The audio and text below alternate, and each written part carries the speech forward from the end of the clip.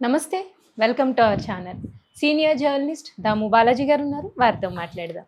Sir నమస్తే sir. నమస్తే. నిరంజన్ రెడ్డి నిన్నటి నుంచి ఈ పేరు మారుమరుగుపోతుంది సార్. ఏంటంటే ఈయన వల్లే నిన్న బెయిల్ వచ్చింది అల్లు అర్జున్‌కి. అంత వాదన చాలా చేశారు అనేది ఈయన మీద. అలాగే జగన్ విషయంలో కూడా అప్పుడు కూడా ఈయన వాదన చాలా బావుంది అనేది సార్. అసలు ఎవరి నిరంజన్ రెడ్డి? ఈయన బయోగ్రఫీ ఏంటి సార్? నిరంజన్ రెడ్డి ఈయన పేరు మొదటిసారి పాపులర్ అయిందొచ్చి 2022లో జగన్ నిరంజన్ రెడ్డి అనే వ్యక్తిని రాజ్యసభకు సెలెక్ట్ చేసినప్పుడు హ్మ్.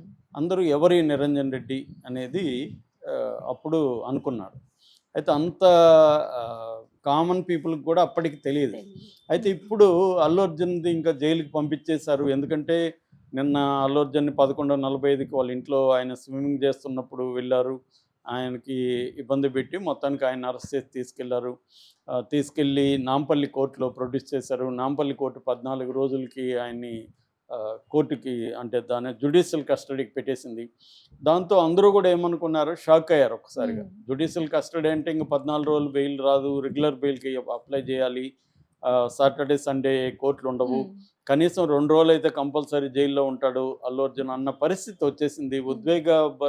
భరితమైన సిచ్యువేషన్ మొత్తం హైదరాబాద్లో, ముఖ్యంగా వాళ్ళ ఇంటి పరిసరాలు కానీ, కోర్టు దగ్గర కానీ, జైలు దగ్గర కానీ అభిమానులు వేలాది సంఖ్యలో వచ్చేసి తమ అభిమాన యాక్టర్ ఇలాగా అవుతారని ఎవరు ఊహించలేదు. సడన్ ఇది, ఎందుకంటే ఆయన మీద కేసు ఉందని తెలుసు కానీ సడన్గా ఇలాగా పోయి, ఎందుకంటే ఇప్పటి వరకు అనేక చోట్ల ఈ తొక్కిసలాట్లు జరిగాయి, పొలిటికల్ ర్యాలీల్లో జరిగాయి, పుష్కరాలప్పుడు జరిగాయి, బాబాల వచ్చినప్పుడు జరిగాయి, రకరకాల నిన్న రామ్ గోపాల్ వర్మ 4 ప్రశ్నలు అడిగారు. దేవుళ్ళ ఉత్సవాలప్పుడు జరిగినప్పుడు చనిపోతే దేవుణ్ణి అరెస్ట్ చేస్తారా, ప్రత్యేక ఈవెంట్లలో చనిపోతే హీరో హీరోయిన్లు అరెస్ట్ చేస్తారా, ఇలాగా ఆయన అనేక ప్రశ్నలు అడిగాడు. అవి లాజికల్ రైట్ క్వశ్చన్స్ అడిగాడు రామ్ గోపాల్ వర్మ.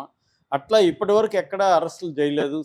అటువంటి దానికి ఈయన తన సినిమా తను చూడడానికి ఫ్యాన్స్తో కలిసి వెళ్ళాడు తప్ప ఈయనేమి నేరం చేయలేదు. అక్కడ క్రౌడ్లని కంట్రోల్ చేయాల్సిన బాధ్యత తంది కాదు. తను వస్తున్నట్టు పోలీసులకు చెప్పడమే తన బాధ్యత. అది చెప్పారు, ప్రొడ్యూసర్ చెప్పారు, థియేటర్ వాళ్ళు కూడా ఏసీపీకి రిటర్న్గా ఇచ్చారు. అది కూడా నిన్న కోర్టులో ప్రొడ్యూస్ చేశారు. 2 రోజుల ముందే వాళ్ళు ఇచ్చారు. అక్నాలెడ్జ్మెంట్ కాపీ కూడా వాళ్ళ దగ్గర ఉంది, అది కోర్టుకు ప్రొడ్యూస్ చేశారు. అందువల్ల చేసిన నేరం లేదు. ఒకవేళ ఈయన మీద ఆరోపిస్తే నెగ్లిజెన్స్ అని ఆరోపించాలి, 106 బిఎన్ఎస్ సెక్షన్ పెట్టాలి. అట్లా కాకుండా 105 culpable homicide, 118 voluntarily hurting somebody, ఈ సెక్షన్లో పెట్టడం అనేది ఎంతో ఘోరం అనేది అందరికీ అర్థం చేయించడం. రెండోది, అల్లు అర్జున్ పోవడం ఎటువంటి తప్పు లేదు అని నిన్న కోర్టులో ఆయన ఆర్గ్యూ చేసిన వీడియో విపరీతంగా వైరల్ అవుతుంది. ఎక్కడ చూసినా నిరంజన్ రెడ్డి వీడియో. ఎందుకంటే ఆయన కేవలం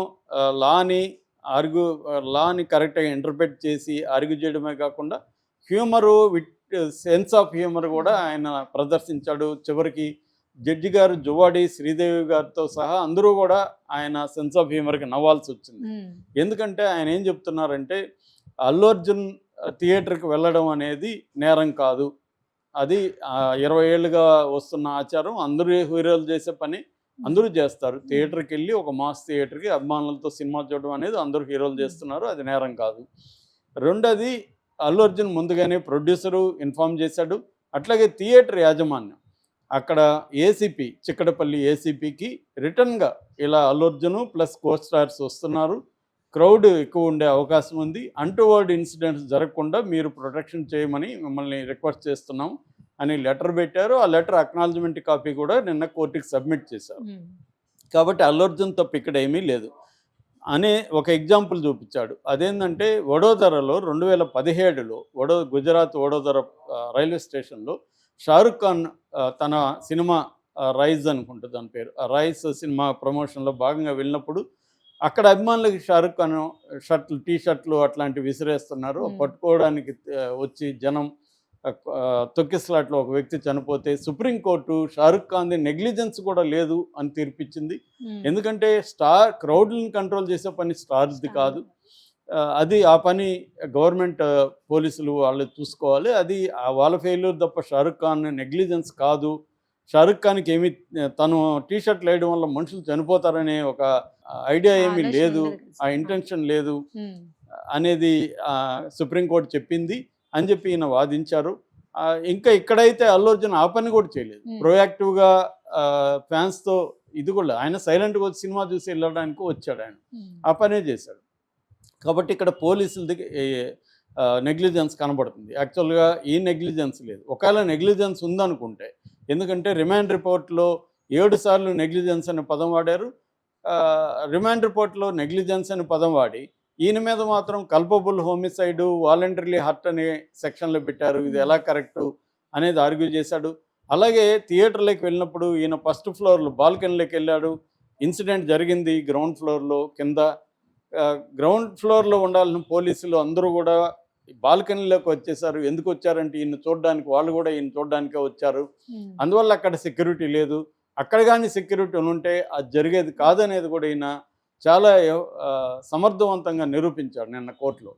సో ఇది చెప్తున్నప్పుడే అందరూ నవ్వారు. అంటే పోలీసులు కూడా మనుషులే కదా, వాళ్ళు అల్లు అర్జున్ చూడడానికే ఇటు వచ్చారు, అక్కడ ఎవరు లేరు. దాంట్లో రిమాండ్ రిపోర్ట్లో రాసింది ఇలా జరిగినాక మేము ఫస్ట్ ఫ్లోర్ నుంచి కిందికి వెళ్ళామని వాళ్ళే రాసుకొని వాళ్ళే చెప్తున్నారు మనకి లేదన్న విషయాన్ని అని ఆయన ఇట్లాంటి విషయాలు తీసుకొచ్చాడు. అట్లాగే పబ్లిక్ ప్రాసిక్యూటర్ మండే వరకు టైం ఇవ్వండి, మేము కౌంటర్ వేస్తామంటే ఆర్నబ్ గోస్వామి కేసుని ఈయన ప్రజెంట్ చేశాడు. Arnab Goswami case versus Maharashtra state కేసుని ఈయన ప్రజెంట్ చేసి అందులో సుప్రీంకోర్టు ఏమనిందంటే, ఒక పాపులర్ ఫిగర్ అయినంత మాత్రాన వాళ్ళకి లిబర్టీ, రైట్ టు లిబర్టీ ఉండదా, రైట్ టు లైఫ్ ఉండదా, 1 డే కూడా అది ఇంపార్టెంటే అనింది. కాబట్టి అల్లు అర్జున్కి 1 డే 2 డేస్ కూడా ఇంపార్టెంటే, మీరు మండే వరకు పోస్ట్ పోన్ చేయకండి, ఇంటీరియం బెయిల్ ఇవ్వచ్చు అని ఈయన గట్టిగా ఆర్గ్యూ చేసి దానికి సంబంధించిన సుప్రీంకోర్టు జడ్జిమెంట్లని, ఇతర హైకోర్టు జడ్జిమెంట్లని, ముంబై బెంచ్ జడ్జిమెంట్లని ఇవన్నీ కూడా ఆయన ప్రజెంట్ చేయడం, ఆయన సమయస్ఫూర్తితో వ్యవహరించడం, దీనివల్లనే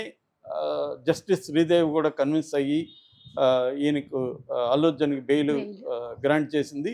దీని వెనక ఖచ్చితంగా నిరంజన్ రెడ్డి ఉన్నాడు. సో నిరంజన్ రెడ్డి ఇప్పుడు హీరో అయ్యాడు. అందుకని అల్లు అర్జున్ ఈరోజు మార్నింగ్ జైల్లో 6:05కి జైలు నుంచి బయటకు వచ్చి 6:30కి ఇంటికి వచ్చి ఇంట్లోకి వెళ్ళాలి. ఆయన ఫస్ట్ గీతా ఆర్ట్స్లోకి వెళ్ళి నిరంజన్ రెడ్డితోనే ½ అన్ అవర్ గడిపాడు. అక్కడ 40 నిమిషాల పాటు నిరంజన్ రెడ్డితో కూర్చున్నాడంటే నిరంజన్ రెడ్డికి థ్యాంక్స్ చెప్పడం ఒకటే కాకుండా లీగల్గా ఎలా ప్రొసీడ్ అవ్వాలి, ఇది ఇంటీరియం బెయిల్, లీగల్గా మనం ఇప్పుడు రెగ్యులర్ బెయిల్కి అప్లై ఎలా చేయాలి, క్వాష్ పిటిషన్ పరిస్థితి ఏంటి, అట్లాగే రాత్రి నాకు బెయిల్ ఆర్డర్ వచ్చినా కూడా నన్ను ఎందుకు రిలీజ్ చేయలేదు, దాని మీద మనం ఏమైనా లీగల్గా వెళ్ళొచ్చా, వెళ్తే నా లాభం ఏంటి, నష్టం ఏంటి, ఈ విషయాలన్నీ కూడా నిరంజన్ రెడ్డితో అల్లు అర్జున్ 40 నిమిషాల పాటు చర్చించాడంటే నిరంజన్ రెడ్డి ఎంత ఇంపార్టెంట్ అనేది అర్థమవుతుంది. ఈ యాంగిల్లో నిరంజన్ రెడ్డి ఎవరు అనేది చర్చ వచ్చినప్పుడు ఈయన పూర్తి పేరు సిర్గాపూర్ నిరంజన్ రెడ్డి, వీళ్ళది నిర్మల్ ఆదిలాబాదు.